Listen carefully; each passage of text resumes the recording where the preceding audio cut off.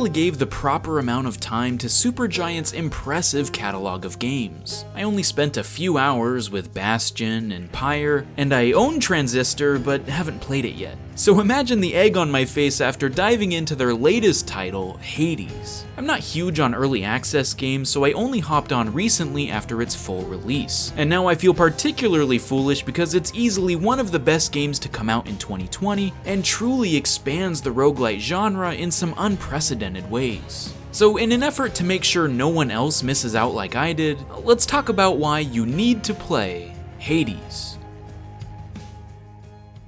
Right off the bat, this is a great idea for a game. You play as Zagreus, the son of the literal god of the underworld who attempts to break out of Hades and join the other Olympian gods back on the surface. Now, if you're like me, your exposure to Greek mythology may have been a little through school, but if we're being honest, Hercules, right? So it was really cool to see a completely new take on all that mythos and lore. I mean, these gods are hot! But on top of this being a great centerpiece for the story, it ties into the gameplay in incredibly cohesive ways. The gods want you to escape and come to Mount Olympus, so they bestow their powers called boons on you to increase your strength and add attributes to your abilities. And when you die, you're simply sent back home to the House of Hades, taunted by your father, and try to break free all over again.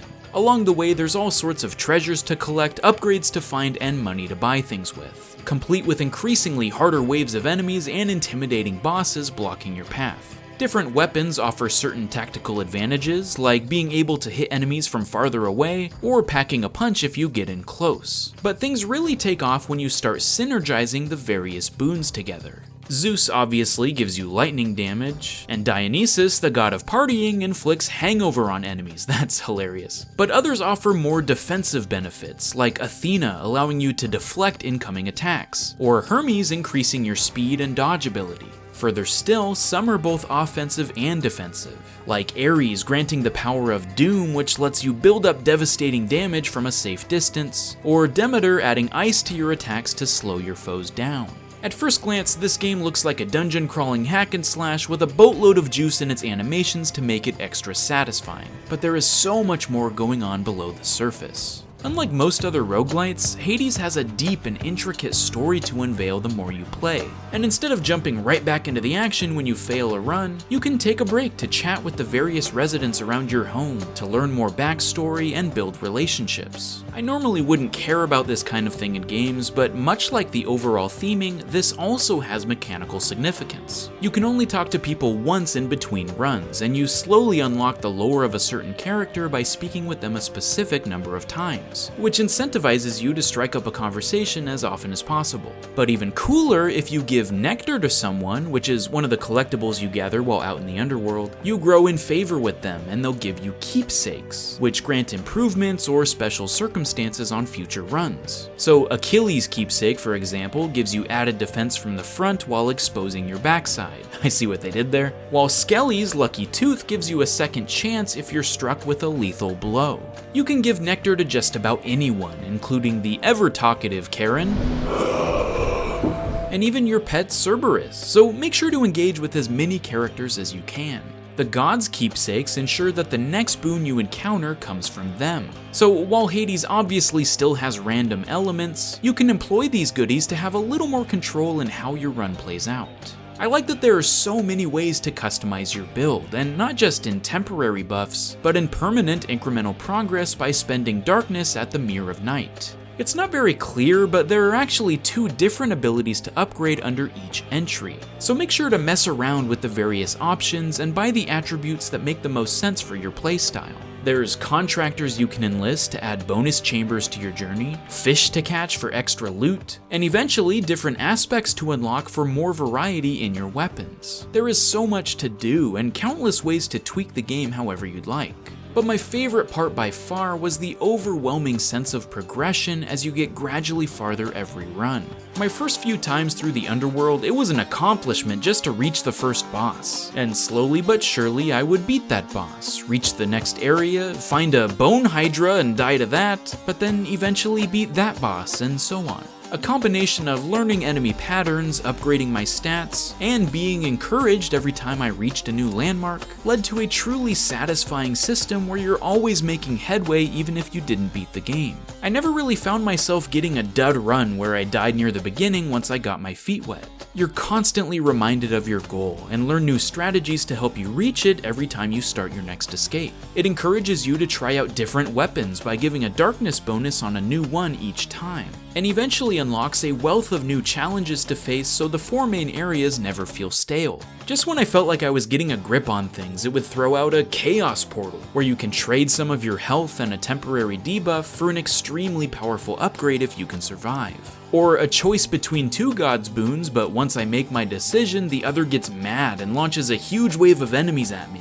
But if I come out on top, I get the second boon as well. New bosses, new enemies, a competition against death himself. There's always something menacing creeping around every corner. But all of this leads to a more informed player who uses their knowledge and willpower to overcome anything standing in their way. You even find duo boons down the road, where 2 gods will combine their powers if you pick specific choices as a run unfolds. Again, it's constantly switching things up, which results in a monumentally gratifying experience when you finally reach the surface and take down the final challenge that confronts you.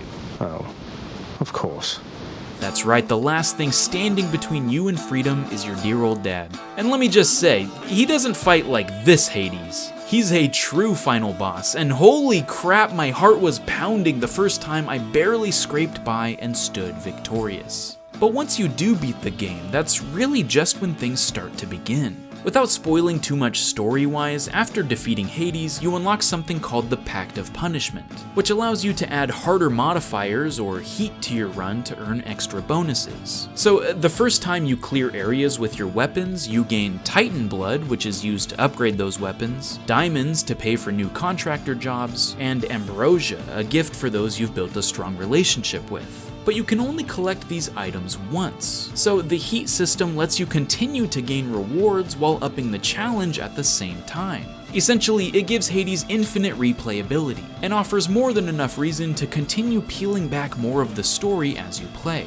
It's a very unique take for a roguelite, and it doesn't hurt that it's incredibly polished and well designed too. What's hilarious is that I've been playing this and Spelunky 2 back and forth the last few weeks, and in a lot of ways Hades feels like the anti-Spelunky. Instead of chaotic, rage-inducing moments that can end your run in a matter of seconds, this is a lot more strategy-intensive and based around the build you create. Both are phenomenal and appeal to different parts of my brain, but it's definitely been an interesting synergy of experiences to play together. I'll basically die to some BS in Spelunky and say, "Ooh, what you doing, Zagreus?" There's lots of reasons Hades might interest you. The Greek lore, the satisfying gameplay, the secrets. But if you're looking for a game that will make you feel like you're improving your skill until you've become a true Olympian god gamer, TM, then you need to play Hades. Hey, thanks so much for watching. If you've played Hades, what do you enjoy about it? Or if you haven't yet, what's another game that encourages you and makes you feel like you're progressing until you overcome the final challenge? Let me know in the comments below and let's talk about it. If you want to help support the channel and gain some divine rewards in the process, a great way to do so is by chipping in at patreon.com/snowmangaming. I'll see you next time. Stay frosty, my friends.